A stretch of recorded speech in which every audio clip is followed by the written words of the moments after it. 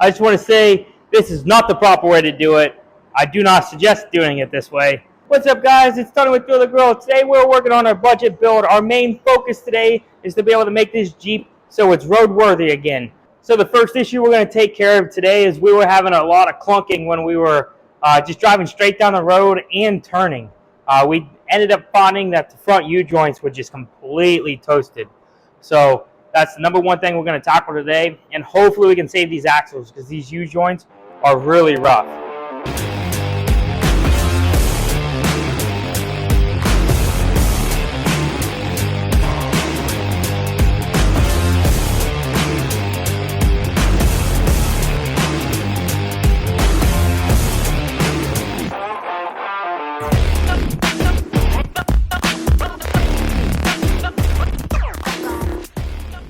Man, I'm super stoked. Whoever installed these put anti-seize on them. So I'm hoping they're all like that. For as crusty as the ends of the bolts looked, I thought I was going to either break the bolts or end up ruining these hubs because I was going to need heat. So far, first one looks pretty good where they had the anti-seize. So right there, it just goes to show the power of anti-seize.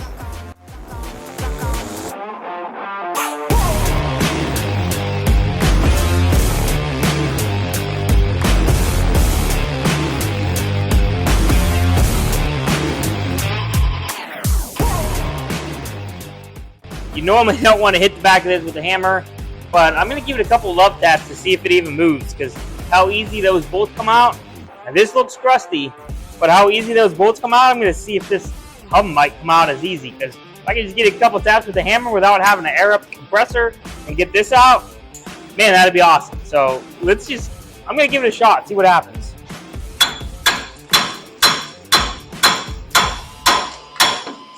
You have to be kidding me. Wow.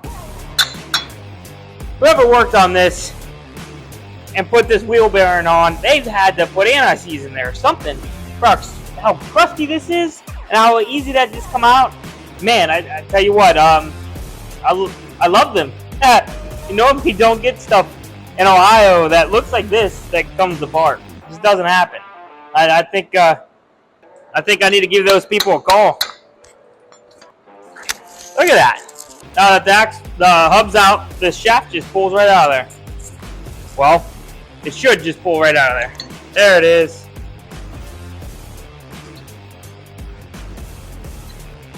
Man, think that U-joint's bad?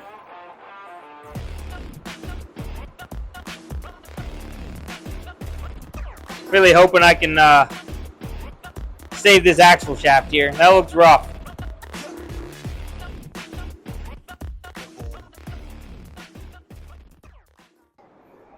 So you would think, man, you have a car lift, a nice garage to work out of, you would have a workbench. Well, guess what? I don't have a workbench at all. And this nice lift and garage that I'm working out of is not mine. It's a real good friend of mine. He likes to build Jeeps. I like to build Jeeps. So he's like, let's do it over here. So we do it over here, so I have to do it in my driveway. So, don't have a workbench yet. I actually plan on probably building a workbench that I can kind of roll around to what Jeep I'm working on. Because if you look, I have this Jeep. We got that Jeep. Got this Jeep. We got another Jeep over there. Another Jeep over there.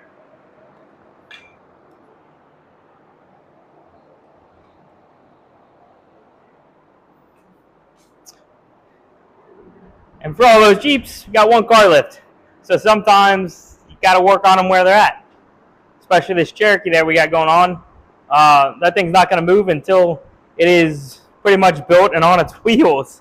So I'd like to build a nice workbench that I can just roll around to wherever.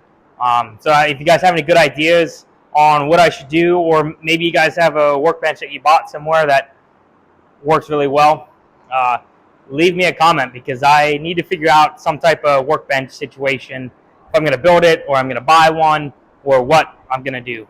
So anyhow, for the time being, I have these really nice jack stands Uh, this is what I used to use at my house when I was building Jeeps out of my driveway. These things are awesome. So if you buy a Jeep and you plan on working on it and you're going to have it lifted, you need to have at least one set of these jack stands, because these are so nice when you're going to do a lift kit. You can jack that Jeep up, get these on the frames, drop that suspension and axles right out of the Jeep with these jack stands. It's up there high enough, and instead of screwing around with these little tiny things and having no space, you can sit underneath the Jeep with these jack stands. That's how I built my daily driver, on this.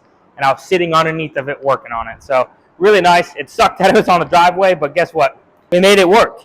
Now it's on the road. So anyhow, we're going to get this U-joint out of here. To be honest with you, I normally don't do this. But since the caps are kind of blown out like they are, I think I might just take the torch and cut the U-joint out. And then I'm going to try to just work those caps out of there.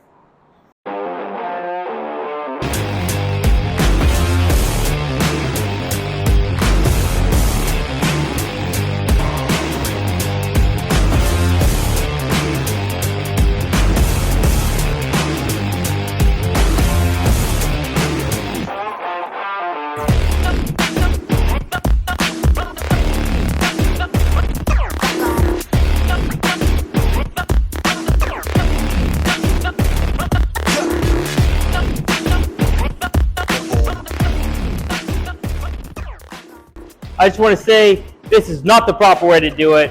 I do not suggest doing it this way.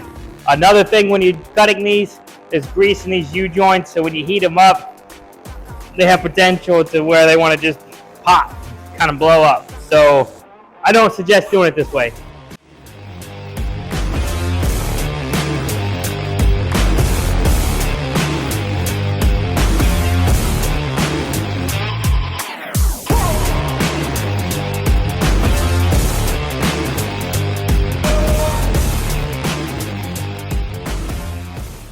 Alright, I have a workbench. We have this little fold-out table here. We're going to make this work. It is very simple to do U-joints. Now, I have had some times where a needle bearing would move and you put the cap in there and then it wouldn't want to go all the way down, can't get the C-clip on. That does happen. You just got to try to be as mindful as possible when you're doing this stuff. So what's going to help with this budget build is I have a bunch of U-joints sitting in my garage that have been there for probably since I owned my house. So, I don't know, 8 years or something like that. So normally you're probably looking at $30, $40 a U-joint.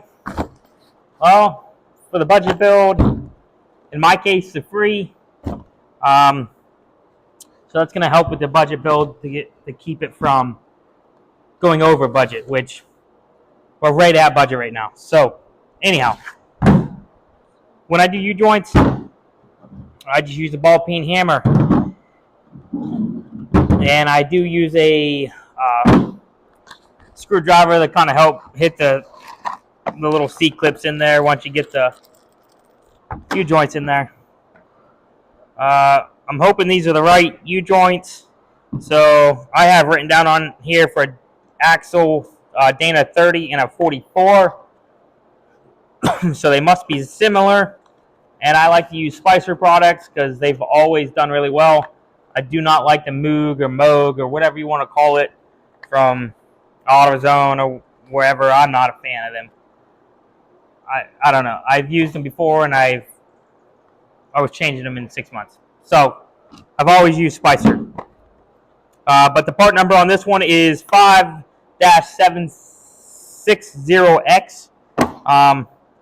So let's see if these are proper or the right ones. So what I do, I'll start on the main shaft first, and I'll take 2 ends off. And sometimes you can't get those off, so you got to pop it with the screwdriver, just because the little rubber thing's holding it pretty well. And to be honest with you, for axle shaft U-joints, I get non-greasable.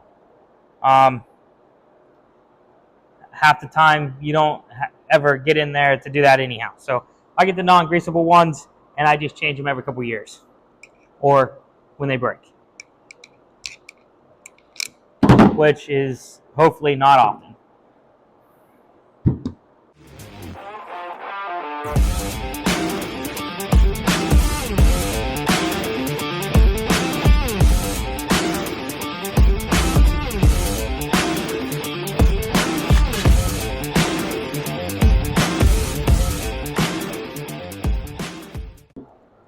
That's all I do. It takes some time to figure that out, but first I get the first cap tapped in there, and I keep the U-joint tight up against that cap. And then once that's driven in all the way, then I'll turn it around and get this cap centered in. And I just give it a good whack to get it down as far as possible, as fast as possible. So make sure it's lined up, because if not, the needle bearings will fall out. But that's all I do to do it. It's actually pretty simple. And I just give them a couple extra taps here. Just make sure it's all the way in. And make sure it still moves. Now once that's in, you take your little C-clip that you got with it, make sure you put those in. Because if not, you'll forget, and then it'll walk its way out while you're driving. And you don't want that happening.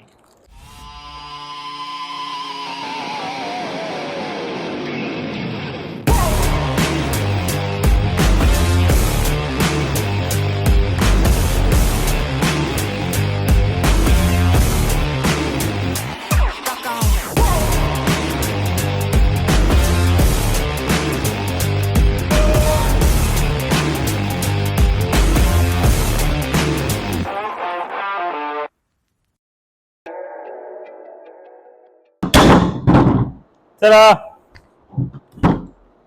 That's simple. Make sure everything moves and how it should.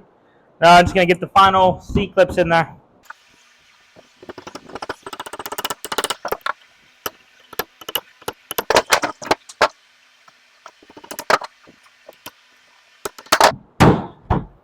Alright, there it is. Nice and free. Move side to side, back and forth, all over the place. Got it. It's not too hard. Now, I have messed up U-joints. Learning this. I've been doing it for a long time. So, you know, if you do one and you screw it up, I've screwed them up before too. So, half the time you can get them back out without having to go buy another one. Sometimes you will end up having to go buy another one. That's probably why I have these, probably just because I had some on hand. So, to be honest with you, if you off-roading a Jeep, it's not a bad idea to have extras on hand anyhow. So, if you got to do both sides, just grab like 3 or 4 of them. So, maybe if you did mess up doing one, you have an extra one. I know it sucks when you waste that kind of money, but the nice thing about it is you're gaining that experience and you're learning how to fix it on your own. Because if this thing breaks on the trail and you need to be able to get this axle out and you want to fix this U-joint, learn how to do it at home, so when you got to do it on the trail, it's a lot easier. So anyhow, let's get this thing in there.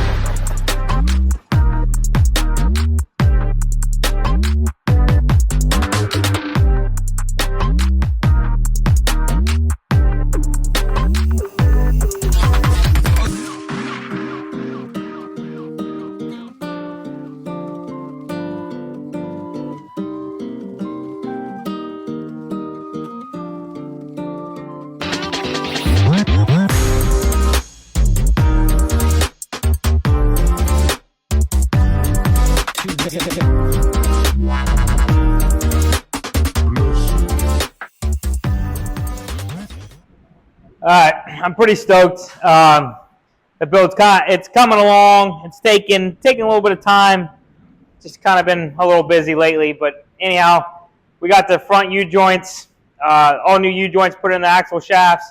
Got the front axle put back together, and you can see there's something on that axle that wasn't on there before. I know not everyone's a fan. We got some wheel spacers on there. At first, I was going to just use the factory wheels and put a wheel spacer on there just so we didn't have any rubbing. Well, decided not to go with the factory wheels. Was going to go with these JK Rubicon wheels, but also didn't go that route. So in the next video, I will show you the wheels and tires that we're going to put on this Jeep. I think they look pretty good. I got a pretty killer deal on it. Might have a little clearance issues, but we'll figure all that out also in the next video. But it's starting to move along. So the next thing that I need to get taken care of is this thing is leaking oil. Unfortunately, the 4.0 straight 6, it's pretty common, super common. Valve covers, oil pans, rear mains, like you name it, they leak on this thing. Usually you just top them off and just keep rolling. But this one is leaking onto the floor. So after it sits here overnight, we'll get some drips on the floor. Now, the valve cover is leaking really bad. So I'm going to chase the leak from the top down. I've had times where I've replaced the rear main and I thought it was a rear main, and here it was just a valve cover. So I know it's leaking bad from the top of this valve cover. So I'm going to replace this valve cover gasket first. And I'm going to clean off what I can clean off. And I also picked up some oil dye. So once I get that valve cover replaced, I'm going to go ahead and put some oil dye in it, just to make sure. Oh, here it is. Yeah, get some oil dye, just to make sure it is just that valve cover. If it's not, then I'll be able to trace it down by using that oil dye. So let's go ahead and get started on this.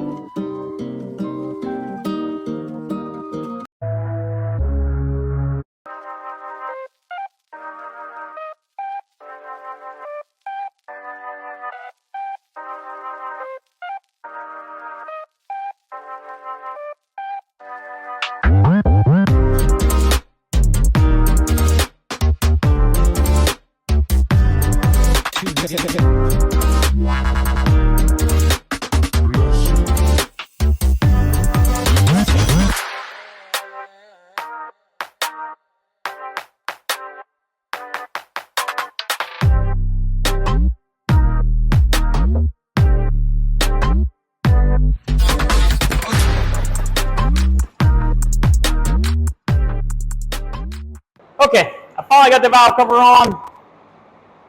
I got it pretty well cleaned up.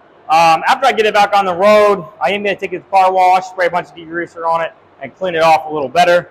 But as of right now, it's as good as what it needs to be, so I can put it back on there. Now, when you put this valve cover on, it goes back on the same way you took it off. But the only difference is you are going to need to torque your valve cover bolts down. And the easiest way to do that, the proper way to do it, is you torque the valve cover in a circular motion. So you start in the middle at one of the middle bolts, and you just work your way around to each bolt and keep circling outward until you get to the ends of the valve covers. It's not too bad. If you go to Google, you can find a little diagram in it to tell you. and also you torque them to 77 inch-pounds as you work your way around. What I like to do, I always snug mine up, and then I go around and torque them. If you don't have a if you don't have an inch-pound torque wrench, I have one, but I left it at home. The way I've done it for years, that's always worked for me, is I take a 1/4 inch ratchet and I'll choke up on it, and I'll go around and tighten them until I can't tighten it anymore. Obviously, I'm going to sit there and crank on it, but if you choke up on it and you go around and you torque it, majority of the time you get those valve cover bolts torqued down to what they need to be. So if you don't have a inch-pound torque wrench, that's the way I've done it. It's worked pretty well for me. But also, now that I got that on there, I want to make sure we don't have any more oil leaks. So I picked up oil dye from AutoZone, I think it was. I'm not going to do the oil change yet. Once I get this thing back on the road, I'm going to drive it a little bit and see if there's any more leaks. So what I'm going to do is I'm going to go ahead and put this oil dye in there. And then once this is complete, I'll take it out on the road and drive it for 100 miles. I'll bring it back and see if there's any more leaks. If there's no more leaks, we will finally be good to go. But I got this done, but now there's a bunch of other stuff done that needs to be done. So that will be for the next video. So if you guys like this video, if you have any comments, questions about anything, please leave a comment below. But if you would, please like, share, and subscribe. I appreciate it. And if there's something that you guys have some questions on that don't relate to this video, ask them. If I can help, I'll definitely help you out. Thank you.